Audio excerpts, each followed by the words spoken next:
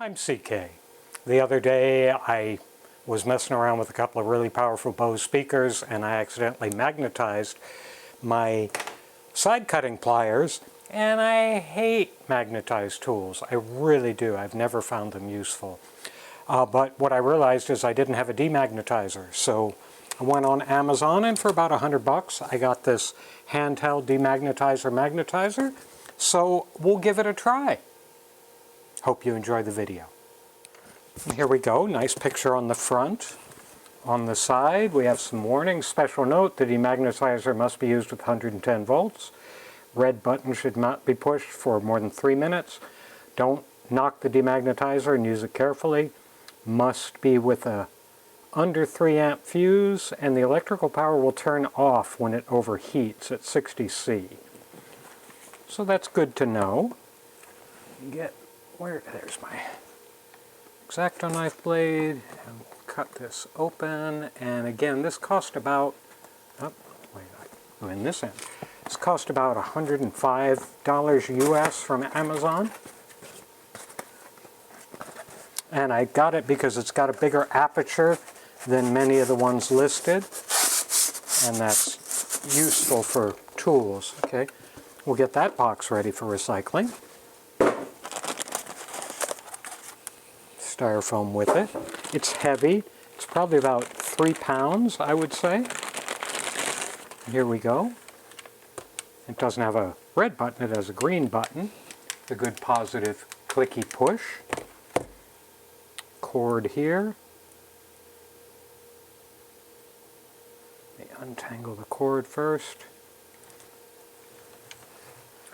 So let's see, I'm going to zoom in so I can show you why I care about this. So here's some resistor leads, and if I bring the flush cutters next to them, as you can see, it picks them up. It's magnetized. And that's really annoying when you're trying to clip off leads and they keep sticking to your pliers. So we got to get rid of that. Let me back off again. We'll plug this in. I've used demagnetizers on aircraft in the past, demagnetizers sometimes called growlers because of a distinctive sound they make. And somebody on Amazon mentioned that it doesn't have any instructions and they didn't know how to use it. Well, it's really pretty simple. You press the button. Let's see if we can hear anything first. Nope. You press the button. Oop, you can certainly feel it. Pass the tool through it a while. Man, the magnetic field in this is really strong. Move it back and forth a number of times. Now let's see if I can, if it's eliminated stuff. Oh, it sure has. Oh no, it's still a little magnetic. This is still buzzing. This is, oh, it's an on-off switch. We'll just put it in there. I don't know if you can see, you probably can't. It has picked up a number of resistor leads.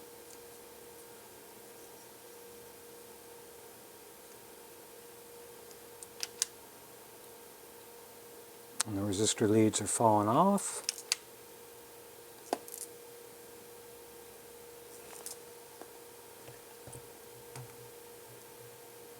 Of course, you have to be careful with this because it is a strong magnetic field and you don't want other things to be disturbed by it. Okay, that's not picking up that resistor lead anymore. So I have successfully demagnetized that. Let me pick up the lead again.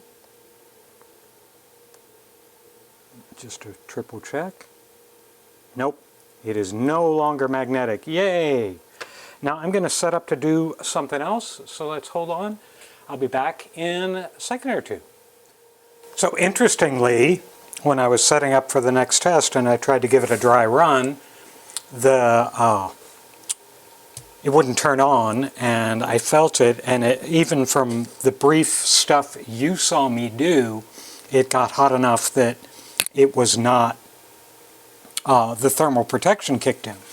Now, the person who wrote that they didn't get any instructions Well, I looked in the box as I was putting it in the recycling bin, and there's instructions.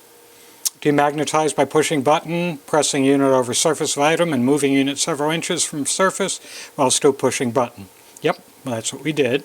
Magnetize by pushing button, passing unit over the item, and releasing the button while next. 3-inch diameter opening allows items such as screwdrivers, dies, punches, and drill bits to be passed through the opening for almost immediate results. And same thing about the other cautions. So first thing I'm going to do, as we all know from our introductory physics, electrics, whatever, magnetic fields can induce current in wires. So I got a little coil of wire and I've got it through the center of that, and we've got the scope up here, and I'll fire this up and you can see that it is at a frequency of about 4 kilohertz and voltage, and now I'll turn it back off so it doesn't overheat.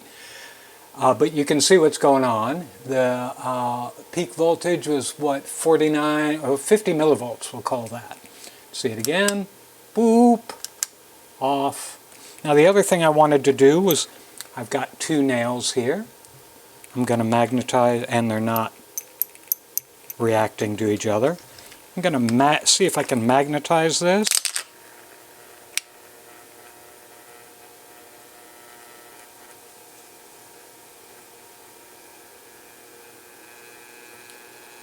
I bet you can hear it buzzing. Now I'm going to turn it off. And yeah, it's getting warm to the touch again. And now you can't see it. Where's another lead? Yep. No, it didn't actually do what I wanted. Let's do it again the way they say. Oops. Come on, guys. Calm down.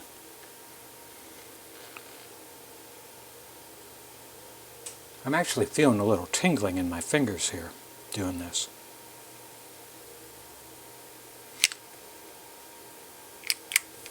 Turn it back off. Okay, I'm not magnetizing it right. So that's it. So it does what I wanted it to do. It demagnetized my flush cutters, which I sincerely appreciate. So this is a good little unit. I didn't magnetize correctly, but I can figure that out later. And we had a little science experiment with our oscilloscope. So I hope you enjoyed the video.